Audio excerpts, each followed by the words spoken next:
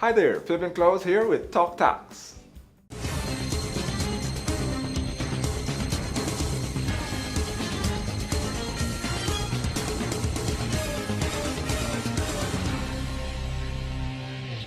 We're talking about VAT. If by now you don't know what VAT means, that would be a surprise. It's more like a shock. VAT is the abbreviation for value added tax, but I'm sure most of you already know that, right? VAT was introduced on January 1, 2007, so it's been around a pretty long time. Its objective was to modernize and streamline the taxation system.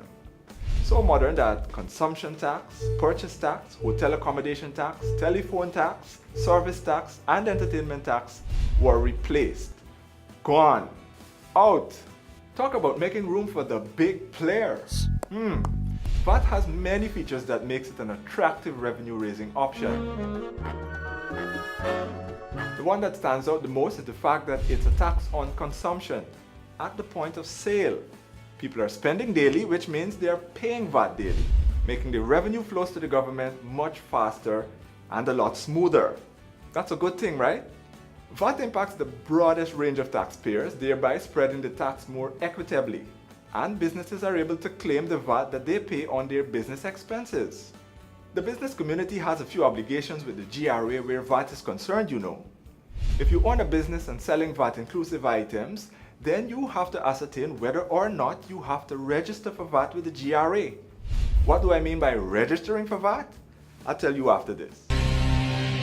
Effective April 1, 2017, cars, vans, SUVs, pickups, buses, and other similar vehicles carrying used tires will be restricted from entry unless they are fitted with new tires prior to clearance. This measure is in keeping with the promotion of a green economy and the protection of the environment.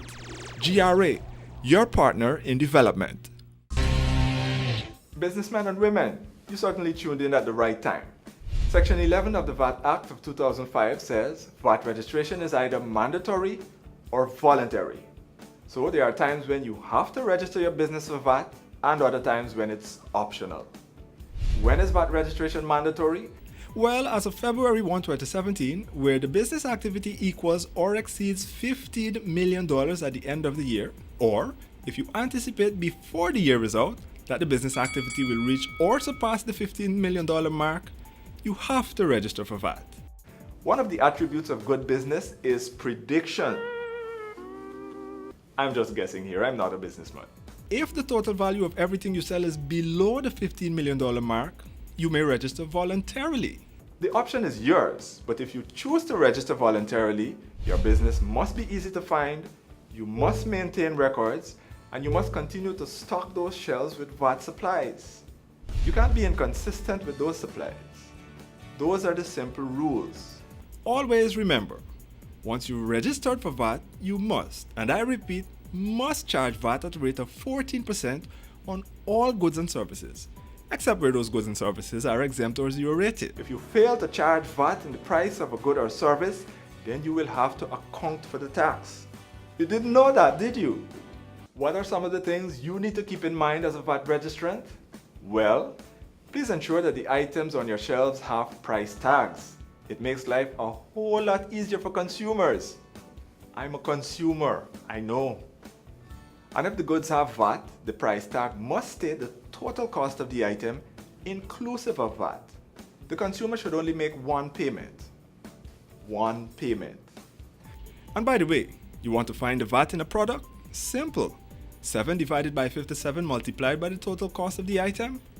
That's how you find the VAT. Consumers shouldn't have to see one price, then get the shock of their lives when they get to the cashier. They should be aware beforehand about the price of the selected item. And the GRA knows all those businesses out there that are guilty of this practice. As a VAT registrant, you are required to lodge a VAT return for each period within 15 working days after the end of the period. The VAT is a revenue neutral tax, so as a business, you get to reclaim the VAT you pay on your business expenses. Nice! What's even better is that as a VAT registrant, you are entitled to refunds. How do you get this refund, you may ask? Well, if your input credits exceed your output, or if your input tax credits are carried forward for 6 consecutive months and at the end you have a balance of $20,000 or greater remaining in your input tax credit, you can apply for a refund. Don't get too excited though, the refund is not automatic. The GRA has to verify that the amounts claimed are true and correct. We're not just going to take your word. Learn more, visit our website or check us out on YouTube.